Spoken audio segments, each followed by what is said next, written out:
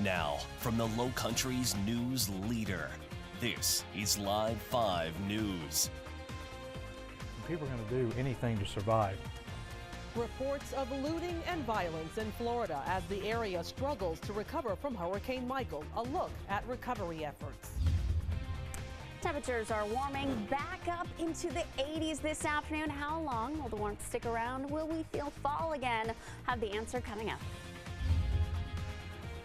Then, city officials working to make it easier for you to park. Live 5 gives you a sneak peek of possible changes coming to the peninsula. It's been 5 days since Hurricane Michael tore through Florida's Gulf Coast, and the situation there grows more desperate as rescue workers continue to search for survivors. President Trump is in the Gulf Coast viewing the damage. This new video shows first responders continuing to look for survivors. Miami fire and rescue workers continue to comb Mexico Beach, searching through piles of debris. Right now, the death toll stands at 19, but with at least 30 people reported missing, that number is expected to rise. Right now, President Trump is on his way to Georgia to meet with local officials about recovery efforts from Hurricane Michael. This video, taken just within the last hour, shows him touring damage in Florida and meeting with hurricane survivors there. The president's visit comes as hundreds of thousands of people are still without electricity, and many more don't have access to food and water. Some have even turned to looting. One person was killed in a shooting while allegedly trying to steal a vehicle from Florida State Police. He yelled at me a little bit. He said, "Oh, I'm looting," and he opened the door to the police officer's SUV with the lights going, got in it, shut the door. I look back, I see the officer at the passenger side. I don't believe the door was open yet. I believe he had both hands like this, and I get about 3 more foot inside and I hear the shot. Details still limited, but Florida State Police confirm they are investigating that shooting. Right now, a curfew remains in effect in Panama City from dusk until dawn.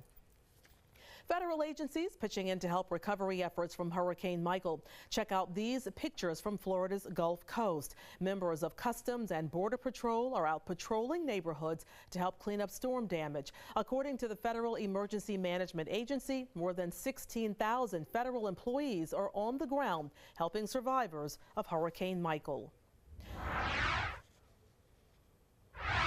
Giving you a live look now into Mount Pleasant at the USS Yorktown, where a roller coaster week is expected for your forecast. Meteorologist Stephanie Sign in the First Alert Weather Center. And Stephanie, we're going to start the week with near record temperatures. That's right, Ann. Not the records we might actually want. In terms of heat, tomorrow's record high temperature is 87 degrees and we're forecasting 88. So yes, the heat continues. Look at this afternoon. Gorgeous though, at least it's been pretty dry out there for most spots. You can see those clouds, a little bit of blue sky, and of course feeling the warm temperatures. We're back about 5, 6, 7 degrees above our average. We went from a fall weekend really to feeling a little warm. For our Monday, 85 degrees right now in North Charleston, 87 in Goose Creek, 82 in Mount Pleasant, 86 in Moncks Corner. If you have plans for the rest of the day, not much going on. Expect mostly dry weather. Can't rule out a stray showers. There's a little bit of onshore flow trying to push in the slight chance. But look at this. Future tracker not showing much in terms of moisture, but tomorrow morning we could see a little bit of fog for Tuesday morning's drive. We'll talk more about the forecast. We have another cool down though that will be here before you know it. We'll talk about that in a few minutes, Ann. An update on a breaking news story we brought you at noon. In the last few hours, we've learned that this man, 17-year-old Rashad Prelo, has been arrested. Prelo, along with 17-year-old Rome Richardson, are accused of shooting 2 people on James Island. That shooting happened Friday on Green Hill Road near James Island Charter High School. Richardson was arrested earlier this morning. We do not know the condition of the victims. Happening now, the second week of the trial against Tammy Moorer continues inside of a Myrtle Beach courtroom. Moorer, along with her husband Sidney, are facing charges in the disappearance of Heather Elvis in December 2013. Today's testimony came mostly from members of law enforcement, including the investigator who was on the scene when Heather Elvis's car was found. We will have more details on today's proceedings coming up for you at 5. New at 4, state investigators have arrested a sex offender with ties to the Lowcountry. Isaac Wigfall Jr. was arrested this morning. He is accused of violating probation and was previously wanted for third-degree criminal sexual conduct. Details are still limited about how authorities caught up to Wigfall. He now faces 9 years behind bars. Charleston International Airport is working to keep you safe. The airport will soon be the first in the United States to install a gunshot detection system.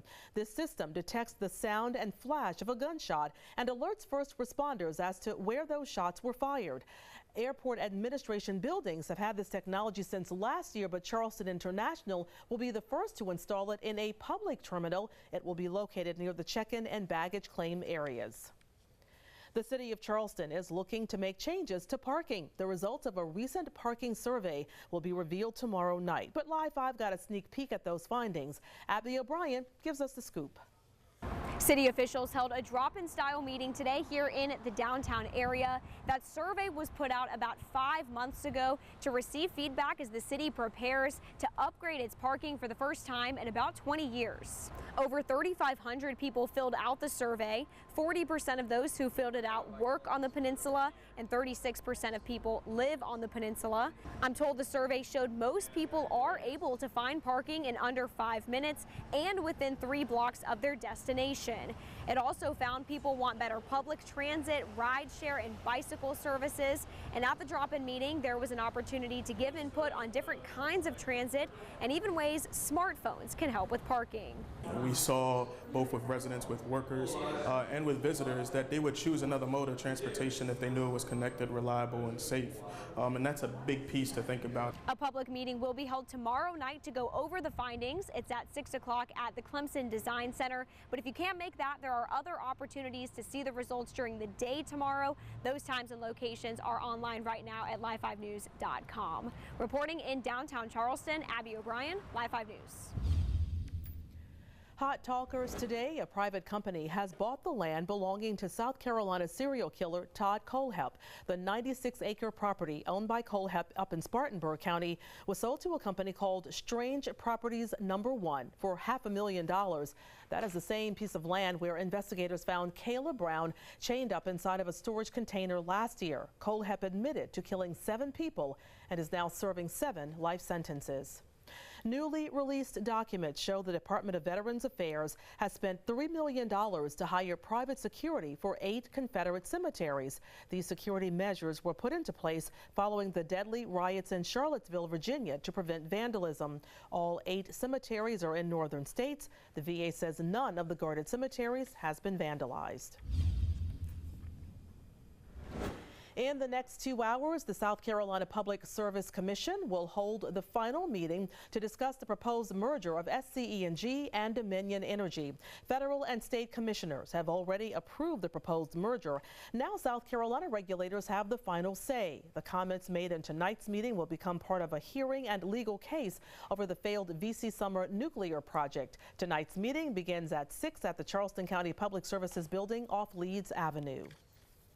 Also tonight, state and local leaders will discuss the ongoing flooding issues in the Lowcountry. Tonight is the first meeting of the countywide Intergovernmental Flood Protection Task Force Committee. You can voice your concerns and see what state lawmakers are doing to help fight flooding. That meeting starts at 6 this evening at the North Charleston City Hall location.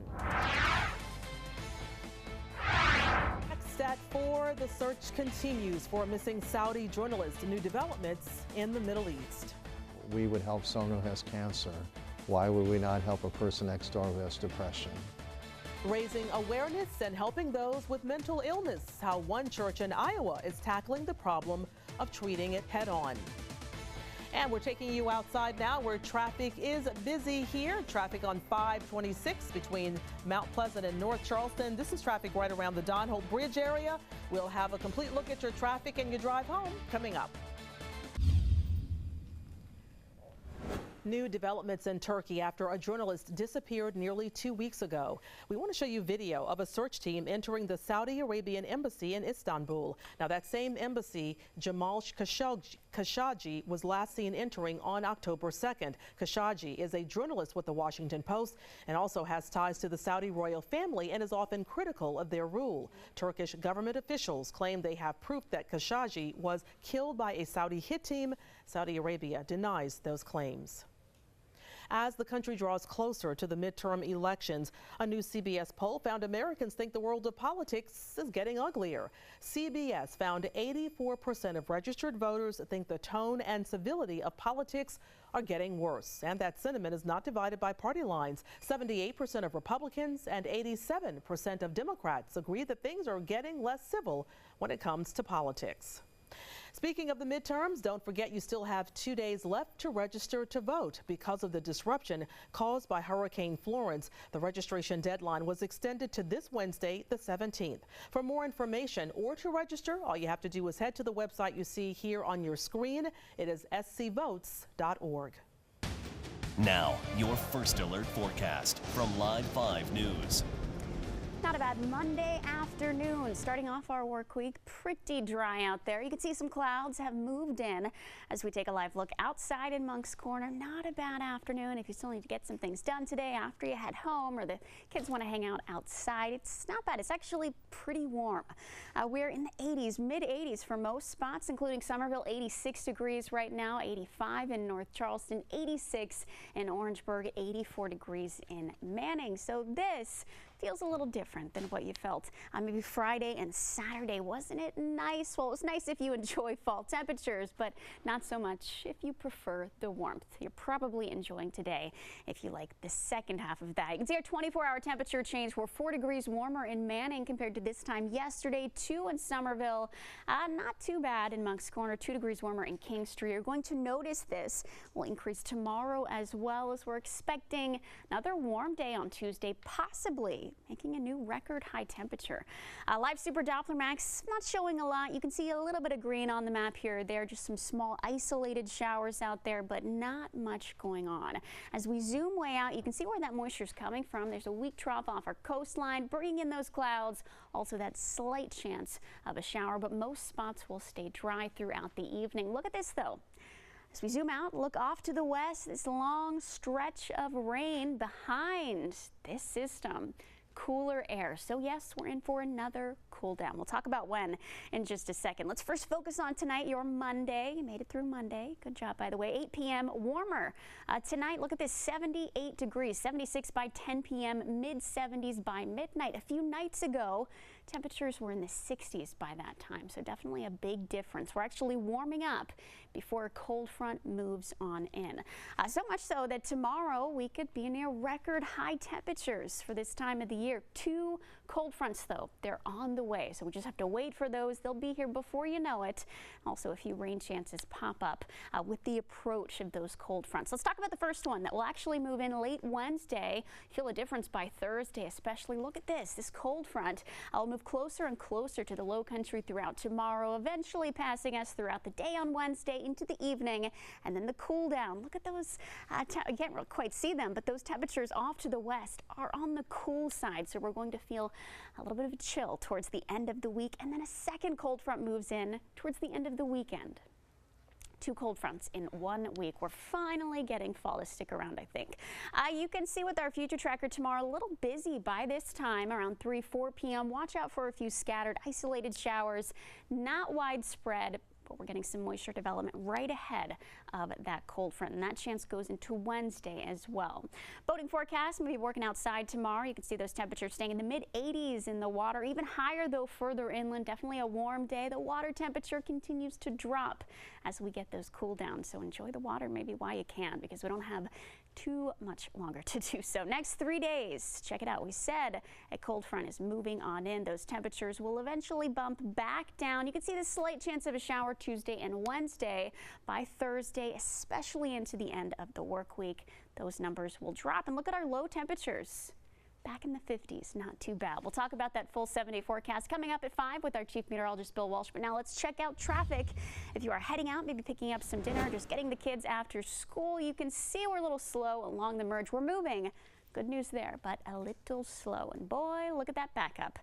526 westbound along the Don Holt Bridge. You can see we're crawling by this afternoon, but at least we're moving. Traffic flow map accident-free at the moment. Hopefully it stays this way. You can see a spot I just showed you on the camera view, actually pretty slow along 526 westbound as you approach the 26 merge. Drive safely. Open enrollment for Medicare begins today, but you might be paying just a little more for your coverage come next year. Monthly premiums and deductibles are set to rise in 2019. The monthly premium that covers office visits and outpatient procedures will increase by $1.50 from this year. Experts say you should consider all Medicare options carefully before you make your decision. For more information on those plans and how to register, just visit our website, live5news.com, and click on the big red box. A new study finds caregivers often neglect their own health. A recently released AP poll found most caregivers attend medical appointments with the seniors they care for, but a third have skipped checkups of their own. On top of that, 40% of all caregivers surveyed say they have a health problem that impacts their daily life. One aging expert suggests that caregivers schedule their own medical appointments alongside those they care for. The Food and Drug Administration says hundreds of over-the-counter diet pills contain unapproved ingredients. The FDA looked at 7 different supplements between 2007 and 2016. The pills were sold for things such as weight loss and muscle growth, and a fifth of those products had more than one unapproved ingredient.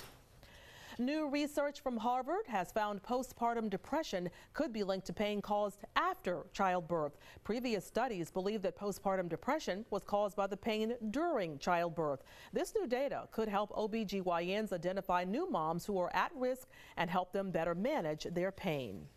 Researchers in California have found patients expect to receive opioids after major surgeries. That study found those surveyed believe opioids are the most effective form of pain management. Despite the side effects and the risk of addiction, patients who undergo surgeries assume that they will be receiving opioids and they accept the risk.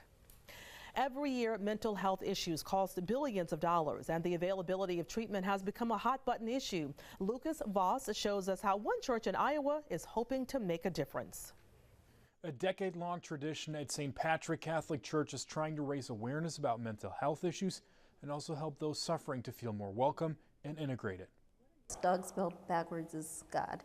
I've been struggling with mental health issues for a number of years. Di Kavorik and her service dog Reese made the long drive from Cresco for one specific event, St. Patrick's Mass for Mental Illness Awareness. It's still like one flew over the cuckoo's nest, but it's not. She's been making the drive every year for the past 10 years, supporting others with mental health issues, but also gaining strength herself. I know I'm not alone, and it means so much to be in the house of the Lord with other people that have similar problems. You are dealing with people with mental health issues and you're not even aware they have them. Pastor Ivan Nienhaus has been holding the Mass for the past 3 years. He's seen the issue of mental health in society evolve and wants his church to be an open place for everyone, no matter the issue. People who have mental health issues suffer like the rest of us, and we want to acknowledge who they are and that they do exist among us. They're in our families, they're in our neighborhoods, they're in our churches. And to him, it's quite easy. We would help someone who has cancer. Why would we not help a person next door who has depression?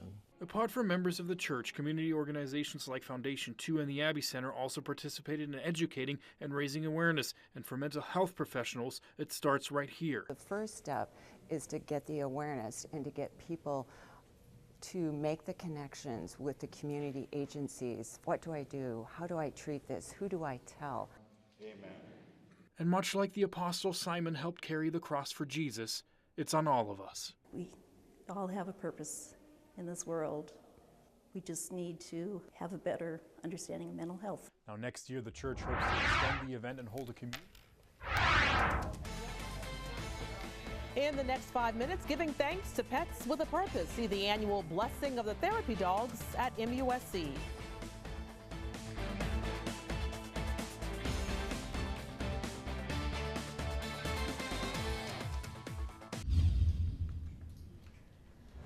very special day for some local pups with a very important job. Michael Higdon went downtown today for a look at the annual blessing of the therapy dogs at MUSC. Well, just hours ago, there were dozens of folks gathered here at MUSC's Horseshoe for that blessing. There are 59 therapy dog teams a part of this program, and they helped with more than 5,600 patient visits and countless of others to the waiting rooms and the staff. And it's not just here at MUSC. They visit other specialty units around the Tri-County area as well. And whether you're 8 or 80 years old, a dog can immediately change your outlook, a reason they are so valued in helping the patients. Thank you so much for all the work that you do. You find a bunch of broken and lonely people in the hospital and you make them so happy. Lord, thank you for Lenny and Jeffrey and Mama. Bless him, we pray in your holy name. Amen.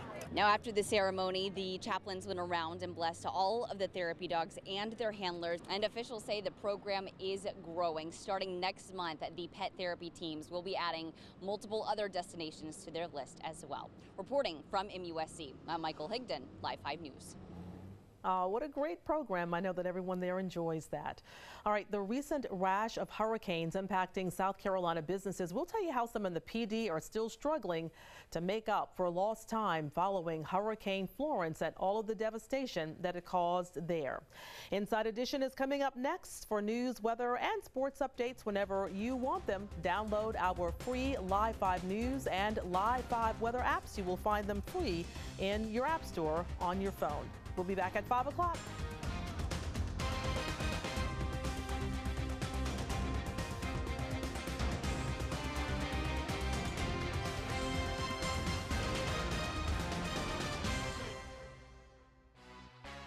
For a higher